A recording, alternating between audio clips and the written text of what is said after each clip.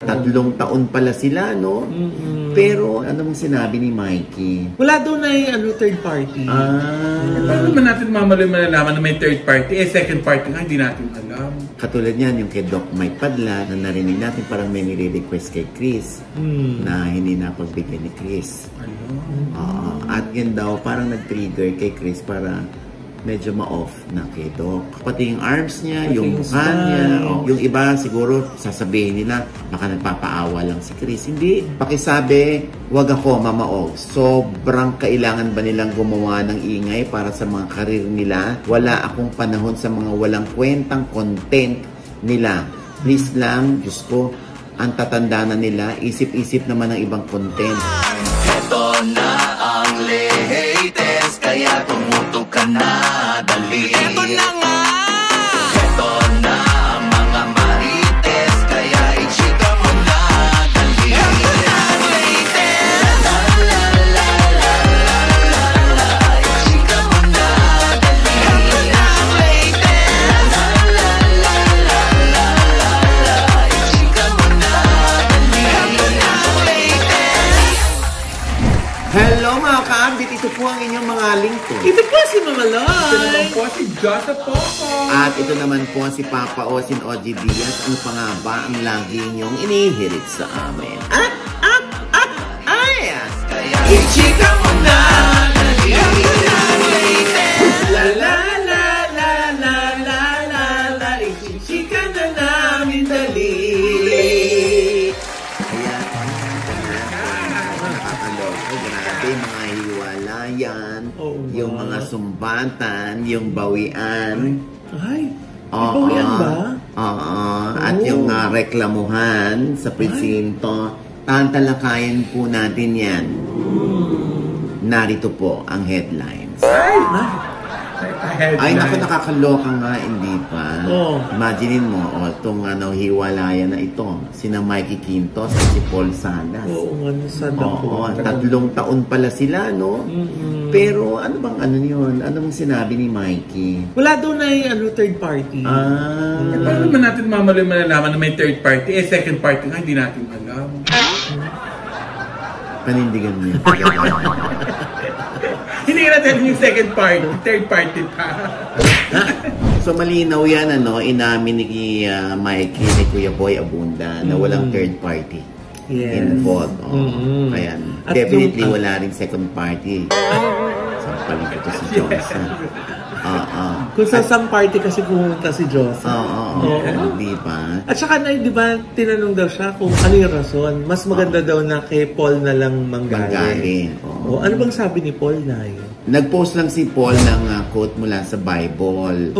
Ito, basahin natin na gamit itong Ideal Vision. Wow! Naipasa Ako din, makikitingin din ako. When you feel like you are drowning in an ocean of stress, remember, your Savior walks on water. That occupies space and has weight. Science? Matter yun, Nay! Matter! Tingin science na tayo. Sorry, ayan. Yan, ha? Yan ang sinabi ni Paul Salas. Pero alam mo, bilang Maginoo, I don't think mariringgan natin ang mga bad words or anything bad about Mikey, itong si Paul Salas. Kasi nung sila ni Barbie, parang hindi rin naman natin naringgan si Paul Salas na magsabi ng hindi magagandang bagay tungkol kay Barbie nung sila mag-split. So dito, lalo na 3 taon sila, no? Hindi nila yun basta-basta itatapong. Diba? Pero wala bang read between the lines doon? Pag narinig mo yung kataga na na siya na lang ang tanungin nyo. Anong rason? Yung siya na lang tanungin nyo. Kumbaga, baka merong nagawa si Paul na ayaw ni Mikey na manggaling sa kanya kung ano yon. So si Paul na lang magkukwento kung ito ay kumpleto niyang ikukwento or may edited version na. Parang ganon. Ay nako, 3 taon akala ko nga sila na yung ending. Anyway, sino naman tayo para kampiyan at si Mikey or si Paul? Yes. Diba? Ang importante, sana ay okay sila. Nagtapos ang kanilang relationship na still friends. Oo, di ba? Katulad itong si Ai at si Gerald Sibayan. Oh, friends sila? Oo, akala ko nga parang okay na dahil nung naunang pahayag ni Ai sa kay Kuya Boy Abunda ay parang hindi na niya ipaparevoke yung green card ni Gerald. Pero ito na yung latest nga, ayun na nga. Pati yata yung work permit, abay ipare-revoke daw. So ang ending, papauin dito si Gerald. Oo. Dahil kung matatandaan natin, hindi pa. Parang 10 years o almost or more than 10 years ba sila? No? Kasama yung bilang ng taon nung kinasal sila ng 2017. Oo. Diba? Tapos, ayun lang. Nawala, napunta rin sa wala. At ang balita nga natin ay si Ai at si Sancho. Yung mag-ina ay tumulak patungong Sanfo. Kasi nga parang may mga shows dun si Ai. Siyempre, hindi na ako nag-effort pa na magtanong pa kay Ai kasi meron naman na niya ako masasagot. Oo, dahil kumbaga sa ilang tao lang siyang sasalita pero sa atin hindi tayo makakuha ng direktang sagot mula kay Ai. So anyway, syempre ang atin namang show ay bukas naman din kay Ai at ganun din kay Gerald Sibayan. Yes. Kung gusto nilang magsalita, no? Kasi ang naririnig ko pa, andun ngayon si Gerald nga, nagtatrabaho sa isang fitness gym yata ito at siya instructor dahil badminton player yan nung mamit ni Ai. So, parang nagtuturo din siya doon. Siyempre, dahil si Maring Ai yung nagkukwento, di ba? Alam mo na yung awa ng mga tao dito kay Gerald Sibayan dahil siya naman ang binabash. Dahil, yun nga, sa nangyari na that's according kay Ai, siya ay niloko or naging cheater daw o nag-cheat sa kanya si Gerald na kesyo may narinig pa si Ai na nabuntis si Gerald, pero ang sabi naman dun sa kampo ni Gerald ay wala naman daw nabuntis si Gerald. Talaga? Walang nabuntis daw. Tapos nga sinabi ni Ai, di ba, na parang noon pa balak makipag-iwalay ni Gerald kasi parang yung mga gamit daw ni Gerald doon sa bahay nila ay parang pinapakuha na sa parents. Bahay nila rito. Dito. Habang nandun si Gerald. So, yun yung mga kwento, no? Kaya lang, hindi pa rin natin nariringgan itong kabila. Si Gerald, ano naman ang kanyang version? Tito, baka may pinost din siyang Bible verse ha, katulad ni Paul. Pakicheck nga, Tito. Parang natin, pero napansin ko, wala tayong may issue. Yung agad Bible verse agad, bakit kayo? No coaching, ngayon natin kung ano yung gagawin ni Gerald. Pero di ba na that's very usual sa mga male celebrities na na-involve sa mga hiwalayan na bihira or almost wala tayong naririnig talaga from them na side nila dun sa kwento kung ba't nagtapos yung isang relasyon. Katulad niyan, Loy, di ba? Yung nangyari kay Chris Aquino, di ba? Pagkatapos niya magsalita, nawala na sila ng kanyang boyfriend na si Doc Mike Padlan, bumelta rin yung anak in defense of his father, Doc Mike Padlan. Hindi pa rin si Doc Mike na nagsalita. Birang-bira talaga. Wala, halos tayo talaga naririnig sa side ng mga mensyong, no? Tapos nahusgahan si Chris Aquino doon. Yun naman pala, hindi ka naman pinabayaan, bla bla bla. Love ka pa rin, chu-chu-chu-chu, ni Doc Mike Padlan, ano nga yung sinabi ng anak? Yun nga daw na minahal daw po ng kanyang tatay, si Miss Chris. At saka may mga times nga daw na parang mas marami pang oras si Dr. Mike kay Miss Chris kaysa sa kanila. Parang mas nakakasama pa ni Doc Mike si Miss Chris kaysa sa kanila. Ayun nga, di ba? Okay, yung side ni Chris, tapos yung side naman yun ng anak, in defense of his father, di ba? Pero, again, wala naman tayo doon. Para paniwalaan natin si Chris or paniwalaan natin yung isa. Tapos, ayun nga, di ba? Katulad niyan, dahil tayo ay marites, di nakakasagap-sagap din tayo, hindi ba? Talaga ba? Yes. Kaya nga, syempre, mahirap naman kung basta paniniwalaan natin mga naririnig natin. Katulad niyan, yung kay Doc Mike Padlan, narinig natin parang may nire-request kay Chris na hindi napagbigay ni Chris. At yun daw, parang nag-trigger kay Chris para medyo ma-off na kay Doc. Kung ano man yung request o yung hinihingi, hinihiram ba yan or something ni Doc Mike Padlan kay Chris, na hindi napagbigyan ni Chris, na ikina-turn off ni Chris, na ikina-trigger para ayaw na ni Chris. Ayan. Yan ang aalamin natin. Kung ano ba talaga. Diba? Ang hirap din talaga, no? Yung, imagine mo yung mga naghihiwalay na ito tapos nagkakaroon pa ng mga issue. Diba? Nakakaloka, promise. Katulad nito, diba nung una, nakita lang natin, sa Okada, lumabas yung picture, si Marqueras kasama si Jojo Mendoza. Yes, dyan nagsimula yung Marjo. Yes. Tapos nagkaroon pa ng, diba, press ko, tapos may mga Marjo fans. Mark and Jojo. Dito ako sinapanood ko yan. Si Otlum yung namamahala ng mga tilian ng mga fans pagbaba ni Jojo. Napagkaya si Otlum. Ito yung head. Yung head ng fans club. Ng Marjo Worldwide. Wow! At tinibigayan pa ng flowers nun. Oo, diba? Dun sa surprise. Dun sa press con. Siyempre, yung ibang press, iniisip na ko may talent fee si Mark dito. Oo.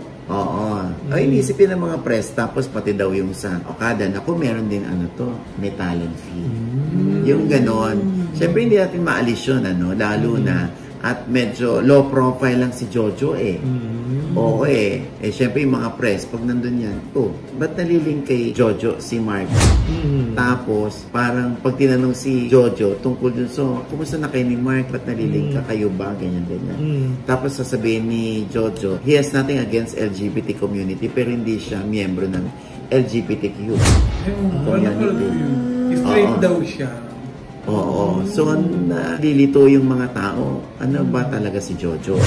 Wala namang problema kung talagang straight siya. Kasi sinabi naman ni Jojo na ganun lang daw siya. Hindi matikas o hindi matigas yung kanyang tinig pag nagsasalita siya. Yung speaking voice niya, ganun kamalumanay. So, pagkatapos si Marqueras, sino sumunod? Si Rainier. Si Rainier naman. So, talagang starstruck din yun. Yun naman ang nalilink ngayon kay Jojo Mendrez. So, dumating pa na yung awarding ng PMPC na dapat sana parang ang escort niya ay si Marqueras. Bigla nagpaalam daw si Marqueras na aalis muna siya at iihi lang. Hindi lang iihi yatang ginawa ni Mark daw. Anong ginawa? Tumae din. Biglang umalis, hinahanap daw doon sa awarding. So, ang ginawa, si Rainier, ang available naman, humango si Rainier to the rescue. Di siya yung naging parang escort ni Jojo. Kasi nawala si Marqueras. Pero teka, ba't kailangan ng escort? Straight si Jojo, kaya kailangan niya ng escort. Straight ka. Pero may nabasaan ka ito. Nainis ako sa'yo. Aray ko. Labi-labi. Kaya wala akong escort, gagat. Hindi ka kasi straight. Gagat to. Ay, nako. Ano dito, OG? Di ba sabi niya straight siya? Kaya ang mga comment doon sa nabasa ko sa TikTok, kung straight, bakit binigyan ng ng flower? May mga pabuke si parang matamlay din dinatanggap ito ni Jojo. Tapos minsan, di ba sa press ko, parang sumakit ulo niya, ayaw niya sumagot sa mga katanungan. May ganyang moment si Jojo. Ito naman, kakaiba tong moment na ito. Pumunta ng Kamuning Station 10 para ireklamo si Marqueras. Ay, bakit siya nagreklamo? Kasi straight siya, mama, no? Pwede ba tigil ito? Straight nga siya. Alam mo? May isa mga ibig sabihin ito, OG, mabait naman niya. Diba?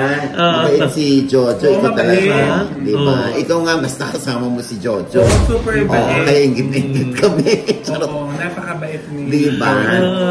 Anyway. Bakit nga nagreklamo? Nireklamo niya na. Nag-file siya ng charge kay Marqueras. Dahil umalis sa awards night? Hindi. Ang kanyang reklamo ay grave threat. Yan ay nadampot lang natin yung complaint niya kay Marqueras doon sa post ni Morley Alinio ng ating kaibigan. At ang sabi nga niya dyan, Loy, noong daw March 22, 2025, nandun siya sa isang kwarto sa isang hotel sa QC. At habang nagkukwentuhan daw sila ni Mark, nalaman daw ni Mark na nabigyan niya ng cellphone si Rainier Castillo. Doon ay madayin daw na binanggit ni Mark ang salitang susunugin ko ang bahay mo kung eetsapwera mo ko. Dahil daw sa matinding pagbabanta na ito, naisip daw agad ni Jojo na manghihingi na naman sa akin ito ng pera tulad ng kanya nakagawian na gawin sa akin para manahimik siya at hindi niya ako takutin at gambalain. Ang perang na ibigay ko sa kanya ay walang anumang kapalit, sabi niya gano'n. Baka naglalambingan ito, OG. Na ano? Yung, sige ka, kapag ka hindi mo binigay, susunugin ko ang bahay mo. Ito, OG. Ganun pagkasabi ni Mark? Kasi nga straight si Mark, kaya gano'n. Mamaloy. Ikaw naman, parang hindi mo naranasan yan. Ha? Magbigyan ng cellphone. Hindi yung lambingin. So yun nga, medyo ang parang hindi raw siya mapagkatulog, kaiisip dun sa banta daw ni Mark. Kaya yun, so nagsampa siya ng formal complaint. Oo, at para makikipagkita siya sa lawyer. Eh ano naman kaya na yung side ni Mark? Meron din ba siyang Bible verse? Bakit anytime Bible verse? Parang yun na lang yung mga sagot dito, OG. Hindi. Alam mo, sinabi na rin to, no? Hiningi rin namin po yung panig ni Marqueras dito, no? At ang sabi nga ni Marqueras, eto sinagot ko sa TV5, Mama Ochi. What? I don't really care about the news or issue. Nananahimik lang ako dito. Teka muna na. Di ba straight si Mark? Ganyan ba yung pagkasabi? O, pag straight, ganun, di ba? Parang malandi, mamalo. Dito tayo matapos.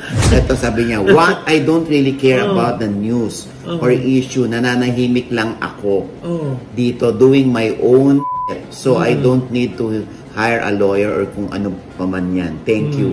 Okay lang naman yan and pasabi na lang po na mas marami dyan na hindi hamak na masikat kesa sa akin kasi ako naman hindi na talaga. Ha ha ha. Gagawa na lang ng issue yung halatang katarantaduhan pa. Unang-una, di ko ugali manakot ng tao kahit gawan ako ng issue or what. Di ko ugali yan. I'd rather give my time and energy sa pamilya o kaya naman sa mga work at racket. Sorry, I'm the wrong guy para isama nyo or gawan nyo ng issue kasi di ko kayo papatulan. Haha. At sa mga kasabihan nga, always be the better person. So, yeah. Salamat. Enjoy whatever you guys are doing. Marami akong ginagawang personal o work-related. This will be the last time na sasagot ako sa issue. LOL. Thank you. So, tapos, nung sinend ko kay Mark, yung complaint sa kanya ni Jojo Mendez, sabi niya, pagkabasa niya ng complaint, ha ha ha ha, what the f***? Ha? What the F? Pakisabi, wag ako, Mama Og. Sobrang kailangan ba nilang gumawa ng ingay para sa mga karir nila? Wala akong panahon sa mga walang kwentang content nila. Please lang, Diyos ko, ang tatanda na nila, isip-isip naman ng ibang content. So, Tito OG, sa sinasabi dyan ni Mark, parang gumigimik lang si Jojo? Ay, hindi. Interpretasyon mo yon. Basta ito, binasa lang natin yung comment ni Marqueras doon sa mahabang complaint ni Jojo. Alam mo kung ako, no? Kung ako kay Jojo o sa kampo ni Jojo, pag-usapan na lamang nila ito, no? Kasi, syempre, andyan din si Rainier. Baka mag-away pa si Mark at si Rainier. Diba? Tapos, meron pang lumalabas na, yun nga, pinamili ni Jojo si Rainier. May mga dalang, paper bags. Na mga branded pa. Oo. Tapos sa next angle, meron na naman. Maraming angles? Oo, Mamaloy. Parang may camera nga nakasunod sa kanila Parang lahat ng pinupuntahan nila nakukuhanan. So, hindi yan stolen shots? Ibig sabihin, may coverage? That, we really don't know, no? Oo. Kasi syempre si Jojo kilala na Oo, Tapos si Rainier kilala pa rin naman kahit medyo nagpapahinga na yun sa showbiz. Oo. Ang wino-worry ko lang, si Marqueras, tapos si Rainier Castillo. Baka maubos yung starstruck. Isa-isa, baka si Dion Ignacio sunod. Dion Ignacio. Hindi natin alam, pero joke lang yun. Anyway, ayun na nga. So, kay Jojo at kay Mark, mag-usap kayo. Oo. Tapos pag-usapan nyo ito kung paano nyo pa-plansyin. After all, nagkatulungan naman siguro, hindi ba? Si Mark nakatulong din sa karir ni Jojo. Si Jojo naman, kung nahihilitan siyang madalas ni Mark. At sabi nga ng isang kaibigan ko, parang umabot na sa 1 million ang mga naibibigay na mga pabarya-barya daw ni Jojo kay Mark Heras. Barya-barya umabot ng 1 million? So, pera pa ba Tito Oji dyan yung mga personal appearance niya?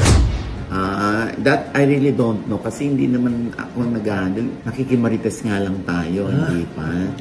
Basta sana ma-solusyonan yan. Pangit din naman sa pagbabalik ni Jojo Mendres, may mga ganyan siyang issue, kachipan. Sana ma-plancha yan, ha? Isa ko sa nalulungkot Tito Oji. Bakit? Siyempre mabubuwag na yung Marjo. Fan ka ba ng Marjo? Kinikilig naman ako sa kanila. Talaga ba? Kasi naibalita ko na abutan din ng barya eh. Kayo naman. Alam mo, tingnan natin abangan na lang natin kung alin ang mas click, ang Marjo o ang Ranjo. Ay, naku. Ano ko straight siya? Bakit doon nalalagting Tito Oji? Basta sinabi naman niya straight siya. Malambot lang siya magsalita. Ito naman.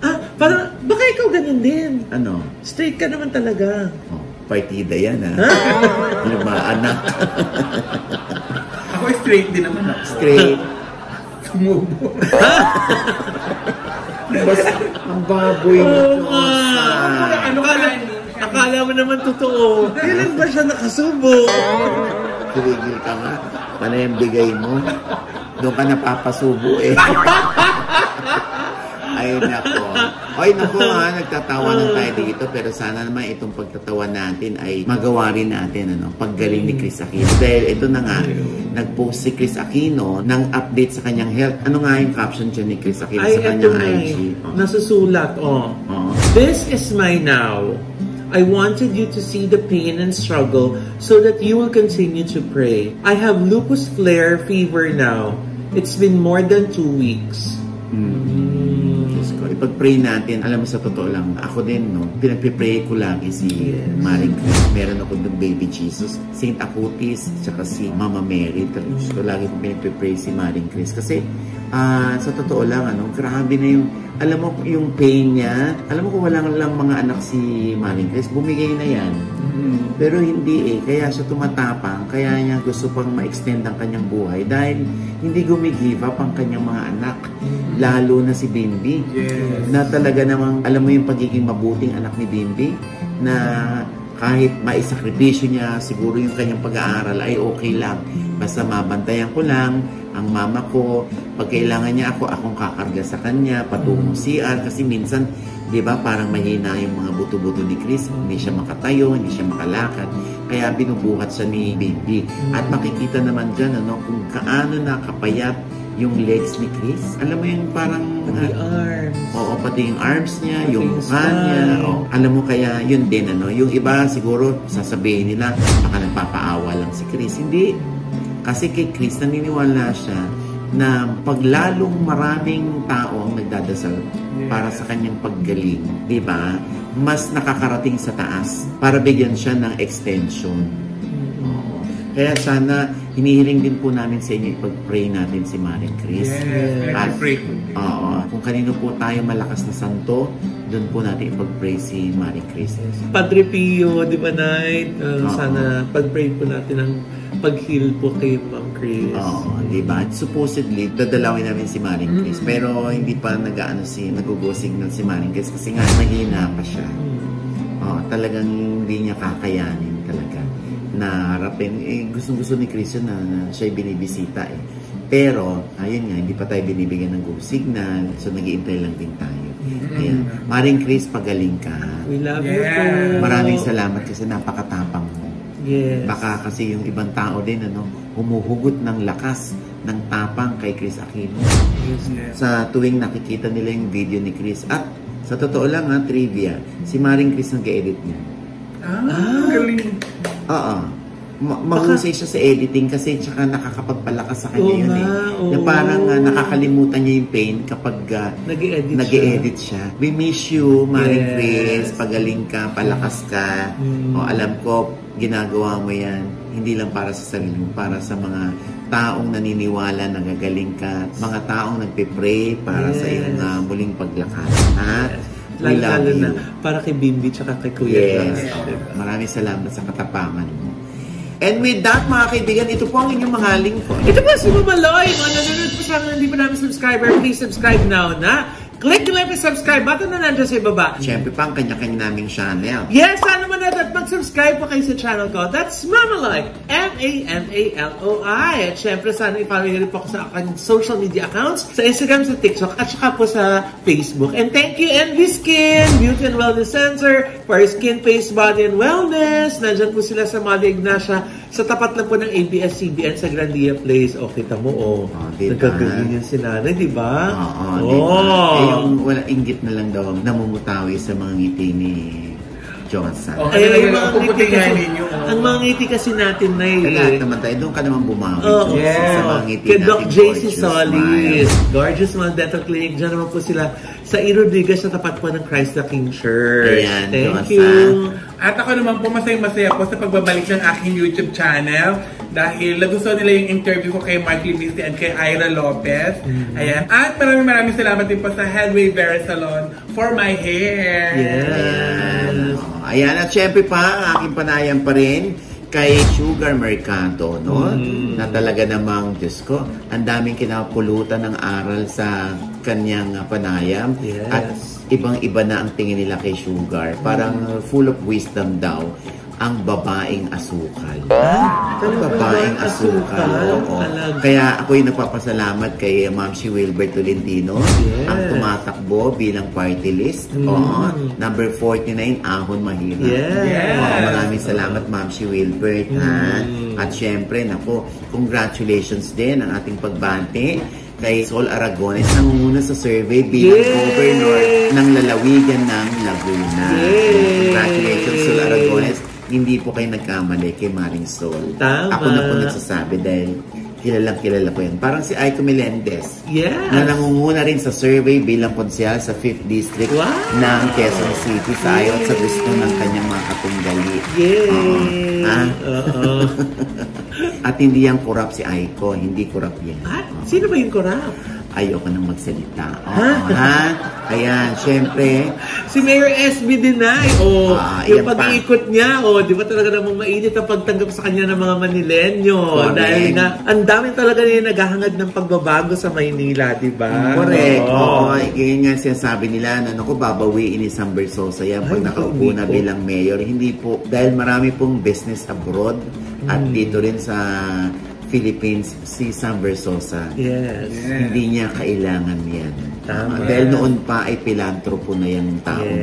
At wala naman po yata tayo nakitang pilantropong bumawi ng mga binigay nila, di ba? Correct. At nanghingi ng kapalit. At kaya sigurado kayo, hindi niya ibebenta ang Maynila. Sam Bersosa. Ayan. At syempre pa, ito pa rin po ang inyong lingkod, Papa Osinoji Diaz, ang lagi nagsasabi at nagpapaalala sa inyo na sa tuwing gigising po tayo itong umaga, wag po tayong makakalimot na magpasalamat sa Panginoon. Dahil tayo kanyang ginising, ibig sabihin, may mission pa rin po tayo sa buhay. Sabay sabing, every gising is a blessing! At ano pa nga ba ang lagi inyong inihirit sa amin? Ichika mo na! La la la la la la la la. Ichika mo na dali. La la la la la la la la. Ichika mo na dali. Si Johnson. Yan din ang kulay ni Maro Domingo. Yung brother ni Robby Domingo na tumatakbong bilang konsehal sa Pulilan, Bulacan. May matino yan. Kilala ko rin yung batang maliit pa yan, nakita ko na yan. In fairness, napaka-marespetong bata. Kaya hindi kayo magkakamali dyan, Pulilan, Bulacan.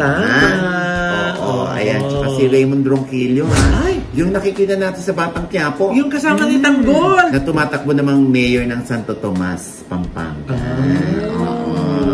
Ay, nako. Ayan yung kumpare ko na noon pa talaga, pag hihingi ako ng tulong sa kanya para sa mga, hindi para sa akin, para sa ibang tao. Bukas palad. Thank you po. Tito, sabi mo na yung kung sinong kurap, yung sinasabi mo kanina. Ay, nako. Basta, yung kurap na to, tumitili. Tumitili itong kurap na to. Oo. Talaga? Ay! Hindi Sabi ko na. Talagang tinagat. Tinagat sa tumili. Hindi ko matiis.